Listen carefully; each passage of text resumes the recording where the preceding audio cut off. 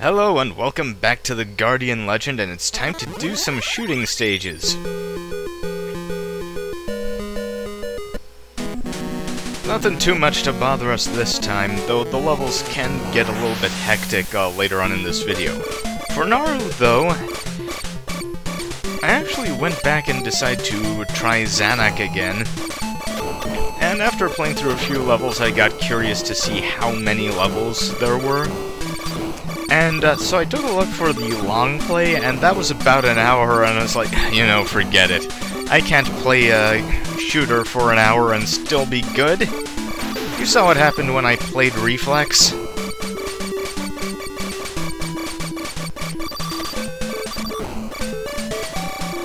Anyway, the powered-up fireball is going to be instrumental in clearing me through these new levels. Especially on one of the bosses.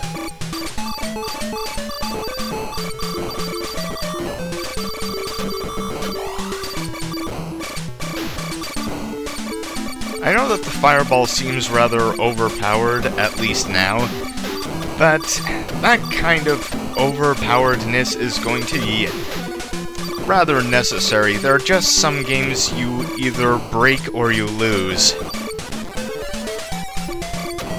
And in some respects, the Guardian Legend might just be one of them.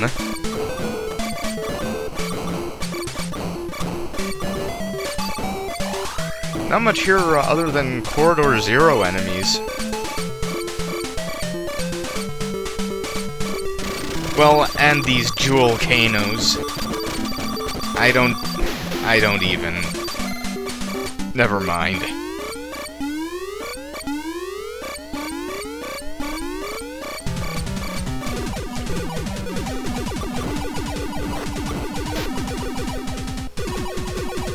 That is the thing, though. A lot of Compile's pure shooters tend to be actually fairly long as far as shmups are concerned.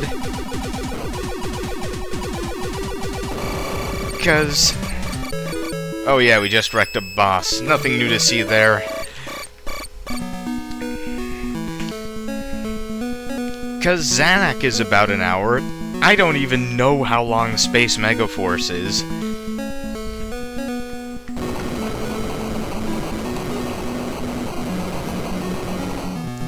Musha is not a dinky game either.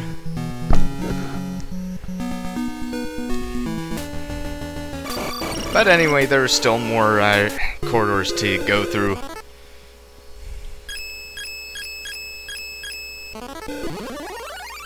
By the way, I did buy the last weapon upgrade that was available in Area 0, meaning that place is finally tapped out of items.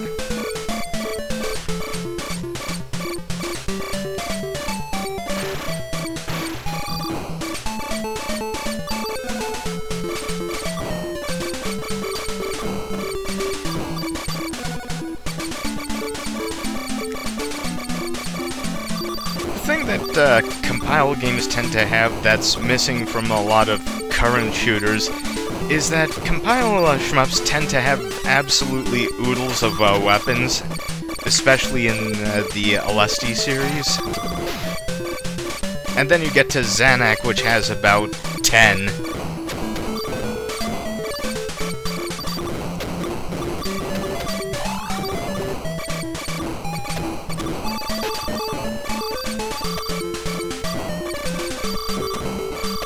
Yeah, Gunnak had like 5 regular weapons, but it also had 4 kinds of bombs, and your bombs could also be powered up.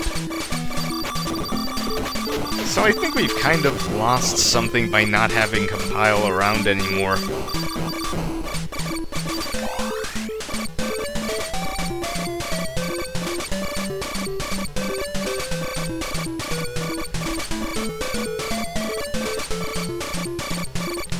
Because in most shooters, each craft tends to only have their one-shot type, and that's about it.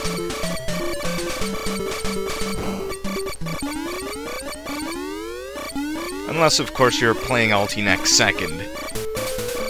Okay, this is actually going to be a somewhat easier fight because a powered-up fireball will actually destroy this boss's strands, like so. So, normally this would be a nightmare to deal with if you couldn't destroy those, but if you've been fairly conscientious about picking up your upgrades, it shouldn't pose too much of a problem for you.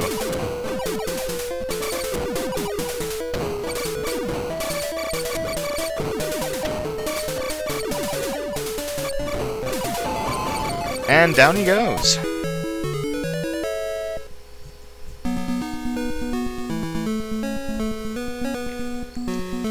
Yeah, this special weapon is pretty much essential for defeating a couple of the really late-game bosses.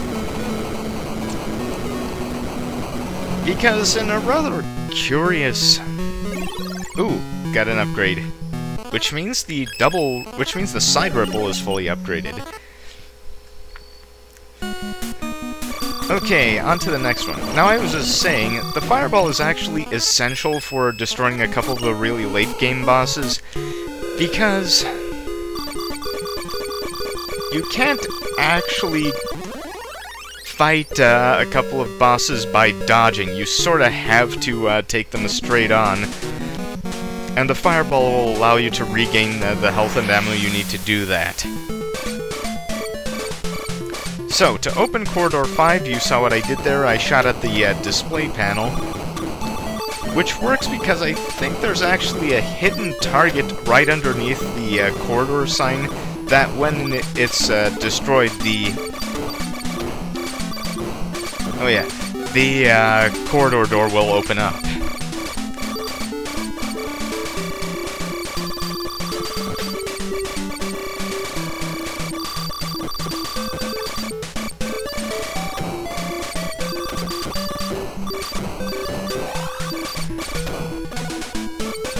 Right now, everything has been rather conventional, but starting in the next couple of areas, we'll start to encounter enemies who start playing with the way that fighting enemies in this game generally works.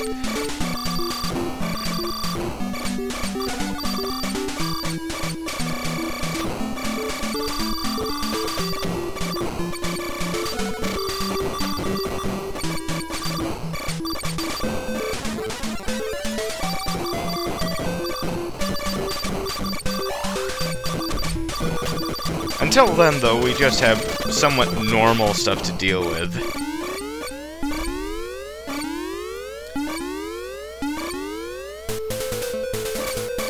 Okay, Squiddly D is no threat whatsoever. Just time your fireballs correctly, you know, not like that, and you can wipe them out pretty quickly. Like so.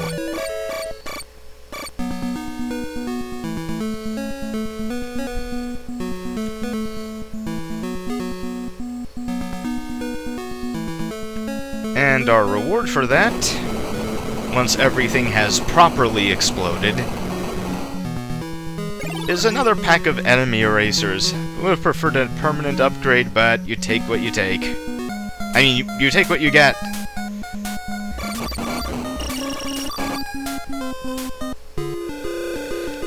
Okay. You don't even need to actually aim at the corridor door. You can just fire your special weapon wherever and you'll scare the door into submission.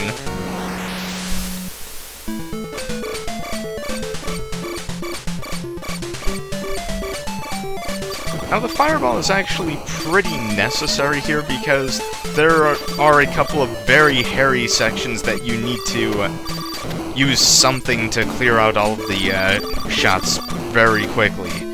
You'll encounter big stacks of these jewel canos and you will take damage. It's just that it's up to you to actually reduce the amount of damage you take.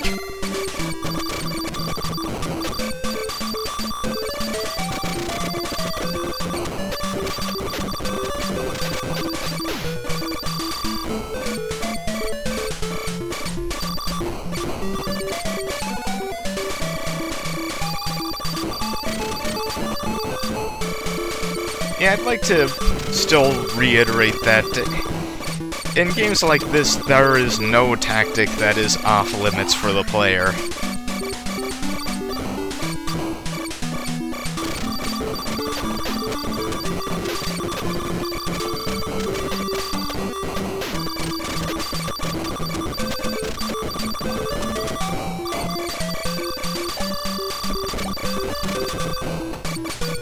Yeah, without quick killing those volcanoes, they'll just grind you to bits.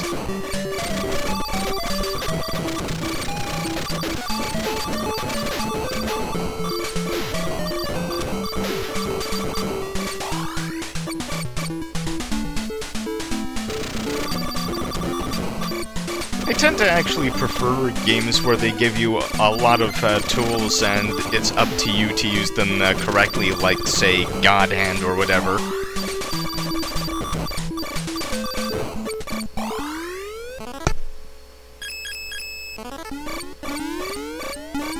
And the boss here is pretty easy. This satellite dude is pretty, moves around quite a bit and is only vulnerable when he's stopped, and when he stops he shoots some fairly weak sauce missiles. However, the collision damage is actually pretty substantial.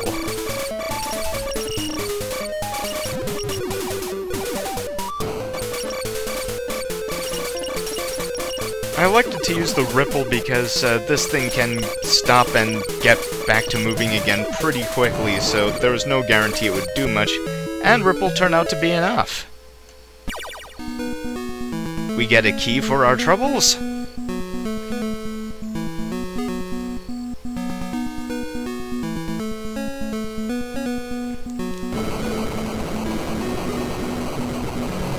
And... ooh, that's a nice one. I will be seeing you next time when we head to the literal bowels of Naju. See you then. Goodbye.